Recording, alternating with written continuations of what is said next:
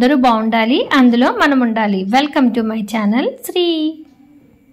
ఇంతకు ముందు వీడియోలో హైదరాబాద్ వెళ్ళామని చెప్పాను కదండి. అక్కడ ఈవినింగ్ అలా కుతుబ్ షాహీ టూమ్స్కి అయితే వెళ్ళి వర్షం వచ్చేసిందని తిరిగి వచ్చేస్తున్నాం కదా. ఇదిగోండి గోల్కొండ పక్క నుంచే మళ్ళీ ఇంటికి తిరిగి వెళ్తాము.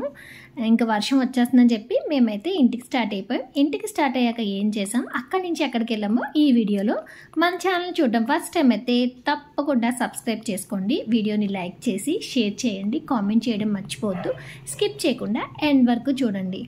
మనం వెళ్ళే దారిలో ఈ ఆర్మీ అవన్నీ కూడా గోడలు కనిపిస్తూ ఉంటాయి అన్నమాట. అంటే బేస్ క్యాంపింగ్ ఉందని చెప్పాను కదా, ఆర్మీకి సంబంధించింది. ఆ క్యాంప్స్ అన్నీ కూడా దాటుకుంటూ మళ్ళీ యాజ్ యూజువల్గా మనం ఎలా వెళ్ళామో అదే దారిలో ఇంటికైతే తిరిగి వచ్చామండి. ఇంటికి వచ్చేటప్పుడైతే ఈవినింగ్ అయింది కదా, పిల్లల కోసం ఏమైనా స్నాక్స్ లాంటివి తీసుకుందామని చెప్పి అన్నయ్య వాళ్ళు అయితే ఆగిపోయి వెనకాల పిల్లలందరి కోసం అయితే మోమోస్ తీసుకొచ్చారు. ఇగో విహా అయితే మోమోస్ చాలా ఇష్టంగా తింటుందండి. గాయత్రి, అన్నయ్య, విహా వెళ్ళి మోమోస్ తీసుకొచ్చారు. వాటితో పాటు ఏదో కర్రీ లాగుంది, అవి సాసెస్ ఏవో ఇచ్చారనమాట. అక్కడ స్ట్రీట్ దగ్గర బాగుంటాయని చెప్పి అన్నయ్య అయితే మోమోస్ తీసుకొచ్చాడు. ఒక్కొక్కళ్ళు తినడం అయితే స్టార్ట్ చేశారండి. మోమోస్ అంటే మన కజ్జికాయలు ఉంటాయి కదా, అలాంటి వాటిలో లోపల ఏంటంటే మన ఈ హాట్గా ఉంటుంది. మన గజ్జికాయలు అయితే స్వీట్గా ఉంటాయి కదా, ఇవైతే హాట్గా ఉంటుంది అనమాట. లోపల స్పైసీగా ఉండేలాగా ఆ మోమోస్ అయితే డిఫరెంట్ షేప్స్లో వచ్చినాయి అనమాట. ఇంచుమించుగా లోపల స్టఫ్ అయితే మన పప్స్కి పెడతారు కదండి, ఆ టైప్లో ఆలూస్తో అలా వచ్చినట్టుంది. మొత్తం పిల్లలందరూ తినడానికి అయితే స్టార్ట్ అయిపోయారు. నాకు ఈ మోమోస్ అయితే పెద్దగా అంతగా ఏమి ఇష్టం ఉండదు. శ్రీకర్ కూడా తిండు, కాకపోతే మిగతా పిల్లలందరూ కూడా మోమోస్ ఇష్టంగా తింటారు కాబట్టి అన్నయ్య అయితే తీసుకొచ్చాడు అనమాట. మోమోస్ తినేసిన తర్వాత వర్షం ఆగిపోయిన తర్వాత మళ్ళీ ఇంకెక్కడికన్నా వెళ్దామా అని చెప్పి అయితే స్టార్ట్ అవుదామన్నారు. అన్నయ్య అయితే ఇక్కడ దగ్గరలో ఒక కాళీమాత మందిర్ ఉంటుంది, చాలా బాగుంటుంది అనగానే మళ్ళీ క్యాబ్ బుక్ చేసి ఇదిగోండి కాళీమాత మందిరానికి అయితే వచ్చాము. కాళీమాత మందిరం నైట్ టైంలో ఉండి లైట్స్ తోటి చూడడానికి చాలా బాగుంది. ఇదైతే కొంచెం సన్ సిటీకి దగ్గరలోనే ఉంటుంది అనమాట. మొత్తం చుట్టువైపులా లైట్స్ చాలా బాగున్నాయి. ఇక్కడ గంటలు ఉన్నాయండి, వరుసగా ఆ గంటలు కొడుతూ వెళ్తుంటే ఆ సౌండ్ అయితే చాలా బాగా వినిపిస్తుంది.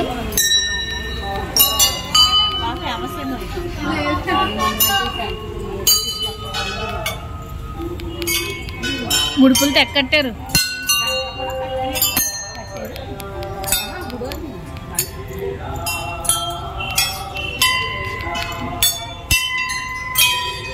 సరిపోయారమ్మా. బయట వరుసగా చెట్లన్నిటికి ముడుపులు కట్టున్నాయి, చూసారు కదండి.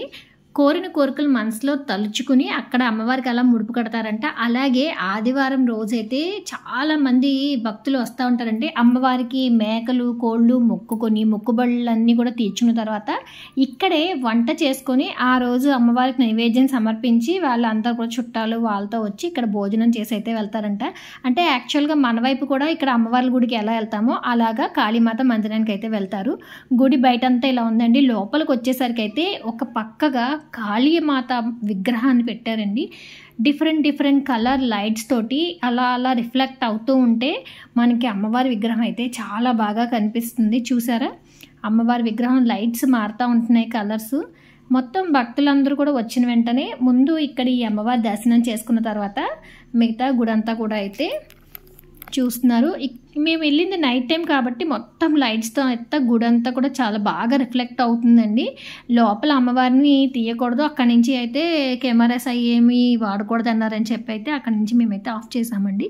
ఇక్కడ ఒకవైపుగా శివయ్య ఉన్నారు. ఇక్కడ శివలింగం అంటే అమ్మవారికి కుడి చేతి వైపుగా శివయ్య ఉన్నారండి లింగ రూపంలో. అలాగే సుబ్రహ్మణ్యేశ్వర స్వామి, వినాయకుల వారు కూడా ఉన్నారు. ఇక్కడైతే ఒక అఖండ జ్యోతి అయితే వెలుగుతుంది, ఒక పక్కగా స్వామివారు అన్నమాట. అలాగే చుట్టూ కూడా చాలా ప్లేస్ ఉంది. మనం ఇంకా అటువైపు అంటే అమ్మవారికి ఎడం చేతి వైపు వెళ్తే అక్కడైతే ఆంజనేయ స్వామి వారి కొలువే ఉన్నారండి. అంటే అమ్మవారికి ఎడం చేతి వైపుగా ఆంజనేయ స్వామి వారి విగ్రహాన్ని అయితే ప్రతిష్ఠించారు. అంటే ఇక్కడ గుళ్ళో సోమవారం, మంగళవారం కూడా ప్రత్యేకమైన పూజలు జరుగుతాయండి.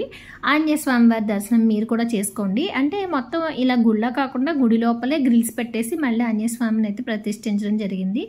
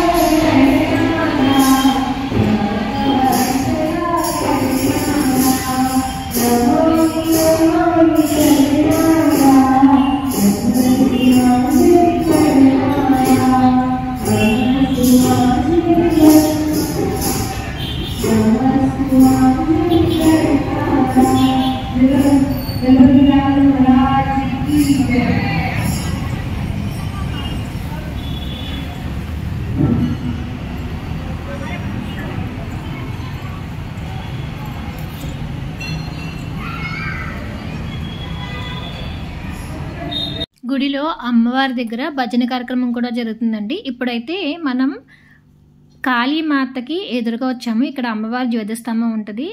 ఇక్కడ నుంచి చూస్తే మనకి అమ్మవారు ఎదురుగా కనిపిస్తారండి. అదిగోండి అమ్మవారి దర్శనం అయితే. నేనైతే కొంచెం అమ్మవారి విగ్రహాన్ని కూడా తీయడానికి అయితే ట్రై చేశాను. కొంచెం ఇక్కడ నుంచి అయితే జూమ్ చేస్తే ఇక్కడ అమ్మవారు మనకి ఇలా దర్శనమిస్తూ ఉంటారండి. అలాగే లోపల పెద్ద గంట ఉంటుందన్నమాట. ఆ గంటను కొడతారనమాట. ఇదిగోండి అమ్మవారు కాళీమాత అందరికీ దర్శనమిస్తున్నారు. ఇక్కడ అమ్మవారికి హారతి కార్యక్రమం జరుగుతుందంటండి. అమ్మవారికి అలంకరణకు సంబంధించిన పువ్వులవి కూడా ఇక్కడ గుచ్చుతున్నారు. ఈ గంట చూసారా చాలా పెద్దదిగా ఉంది కదా. అమ్మవారికి ఎదురుగానే పెద్ద డోర్ ఉంది కదండి, గ్రిల్స్లా ఉంది కదా. అక్కడి నుంచి అయితే మనకి రోడ్డు కనిపిస్తుంది అనమాట. రోడ్డుకి ఆనుకొని అమ్మవారి దేవాలయం అయితే ఉంటుంది.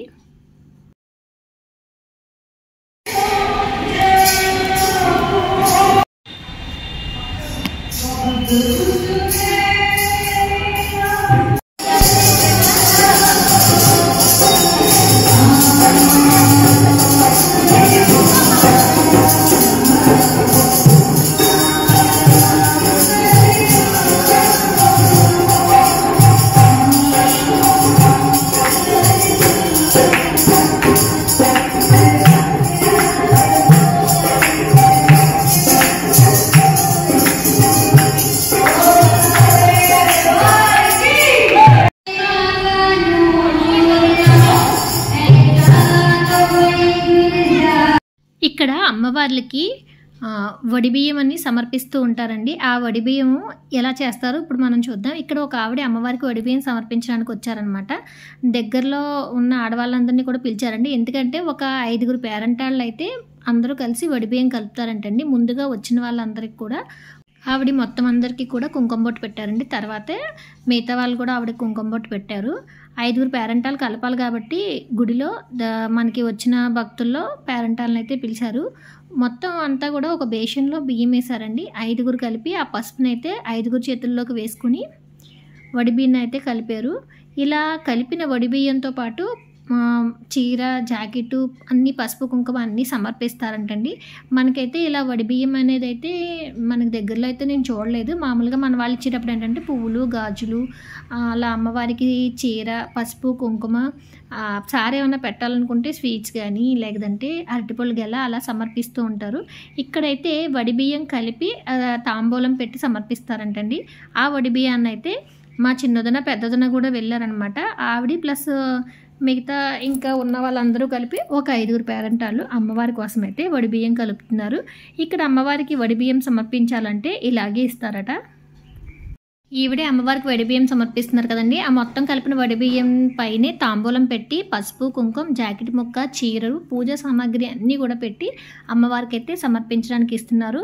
ఇక్కడ మేము బయటకు వెళ్ళేసరికి అమ్మవారి ప్రసాదాన్ని అయితే పెడుతున్నారు. అంటే కొంతమంది అమ్మవారికి ప్రసాదం తీసుకొచ్చి నివేదన చేసిన తర్వాత భక్తులకైతే సమర్పిస్తూ ఉంటారనమాట. గుడి బయట స్థలం అంతా కూడా చాలా బాగుందండి. ఒక గ్రీనరీగా ఒక పార్క్ లాగా.